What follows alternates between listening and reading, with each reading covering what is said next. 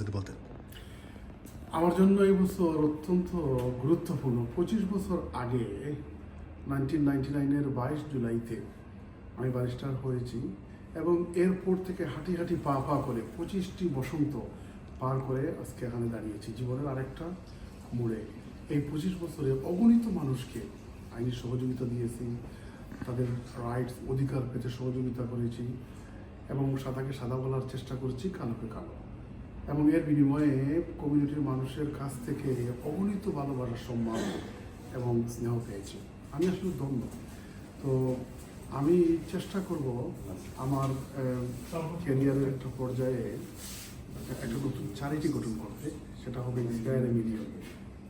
এবং আসন গ্রহণ করেছে, আমি একে একে সবাইকে তাদের মূল্যবান বক্তব্য পেশ করার আহ্বান জানাবো এবং সেই সাথে বলে রাখছি আমাদের কিছু সম্মানিত অতিথি আছেন যাদের আরেকটা প্রোগ্রাম অ্যাটেন্ড করতে হচ্ছে। আপনাদের অত্যন্ত প্রিয় ব্যক্তি এবং আপনাদের সাথে উনি ওতপ্রোতভাবে জড়িত রয়েছেন।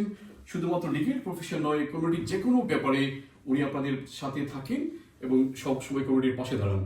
এবং তিনি নিউ হ্যামের সবচেয়ে বেশি ভোটে 2018 সালে কাউন্সিলর নির্বাচিত হয়েছে। সো আমি এ পর্যায়ে আমি ব্যারিস্টার নাজির আহমেদকে তার ব্যারিস্টার নাজির আহমেদ।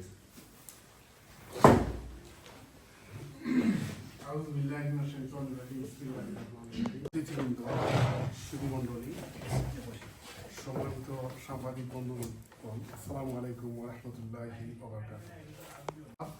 পথের পাতেও আপনারা শুনে খুশি হবেন যে আমার দীর্ঘ আইনি পেশায় আমার সততা ও যোগ্যতার ব্যাপারে একটি অভিযোগ তথা কমপ্লেইন কখনো আসেনি বা পাইনি। আসলে জাতীয় দৈনিকে অনেকটা নিয়মিতভাবে লিখে যাচ্ছে। আমার লেখালেখির বিষয় হচ্ছে সমসাময়িক বিষয়, আইন ও সংবিধান। উচিত জ্ঞান ও অভিজ্ঞতা কাজে লাগিয়ে জন্মভূমি বাংলাদেশের সামান্য উপকারও যদি হয়, এ উদ্দেশ্যে আমি প্রতি বছরের নিয়ে এবছরে গত মে ও সেপ্টেম্বর মাসের দেশব্যাপী বাংলাদেশ সফরের সময় গণপ্রজাতন্ত্রী বাংলাদেশ কাজ হবে বহুমুখী।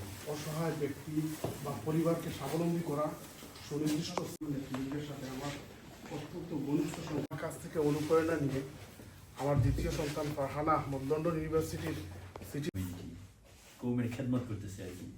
তো খেদমতের মধ্যে নেতৃত্ব জড়িত নিহিত থাকে আর কি, এটা একটা কথা। দ্বিতীয় যে জিনিসটা আমি বলবো সেটা হলো আমাদের ওভারঅল মুসলিম উম্মার বাংলাদেশের মানুষের একটা সার্বিক পিছনে পড়ে থাকার অন্যতম রিজন হলো যে আমরা জ্ঞানের ক্ষেত্রে পিছনে পড়ে গেছি।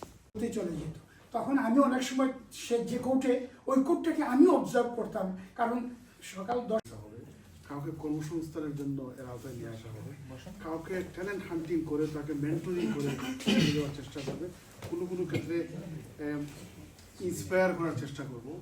এবং কিছু আমি কয়েকটা এতিমখানা করেছি, তারা আসলে বাংলাদেশের সবচেয়ে বেশি নিগৃহীত, তাদেরকে একটু আকাশ স্বপ্ন দেখা।